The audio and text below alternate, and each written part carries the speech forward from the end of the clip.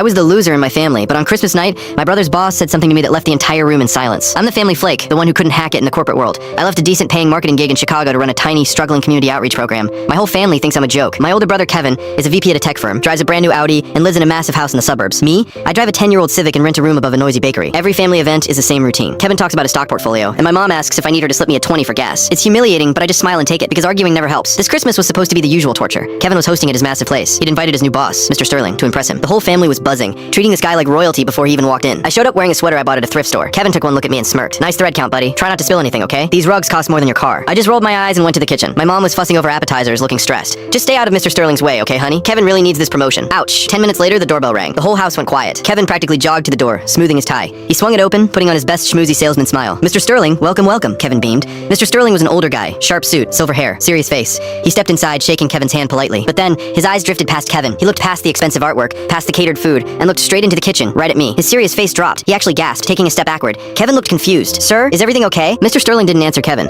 He just started walking toward me, pushing past my mom and her tray of crab puffs. He stopped a few feet away, staring at me like I was a ghost. His hands were actually shaking. Is it really you? He whispered. The room was dead silent. Kevin looked furious. Sir, I apologize. My brother is just quiet, Mr. Sterling snapped, not taking his eyes off me. He reached into his wallet and pulled out a faded, crinkled photograph. He held it up. It was a picture of me, standing in front of a rundown apartment building, handing a set of keys to a young, terrified-looking woman, holding a baby. My daughter, Mr. Sterling said, his voice cracking. 5 years ago, she ran away from a very bad situation. She had nothing, no money, nowhere to go. I hired private investigators, spent thousands, and couldn't find her. My dad dropped his drink. The ice clattered on the hardwood floor. She was terrified of me too back then, he continued, wiping a tear from his eye. She thought I'd be angry. She was living in her car in freezing weather with my newborn grandson. I remembered her, Sarah. She was so scared, so tired. She told me later, Mr. Sterling said, looking at the photo, that a guy from a local outreach program found her. He paid for a hotel for a week out of his own pocket. Then he co-signed a lease for a small apartment so she could get back on her feet. He gave her the deposit. He looked at me, tears streaming down his face now. She told me you sold your own car to get the money for that deposit. I swallowed hard. Yeah, I had. It was an old junker anyway, but it was all I had. Because of you, Mr. Sterling said, his voice echoing in the silent house. She had a safe place. She got a job. She reached out to me a year later. We're reconnected now. My grandson, he's starting kindergarten next week. Kevin was pale white. His mouth was opening and closing like a fish, but no sound came out. My mom was covering her mouth, crying silently. Mr. Sterling stepped forward and suddenly hugged me tightly. I've been looking for you for years, he whispered into my shoulder. I owe you everything. He pulled back, wiping his face, then turned to Kevin. His expression went cold. I don't think this is going to work out. I don't do business with people who don't understand the value of character. Kevin looked like he was going to be sick. Mr. Sterling turned back to me, a warm smile returning. I have a charitable foundation. We need a new director, someone who actually understands what people need. The salary is substantial. We should talk. I smiled, a real smile this time. I'd like that, I said. I didn't even look at Kevin. I just grabbed my thrift store sweater, said a quick goodbye to my stunned parents, and walked out, feeling like the richest guy in the world.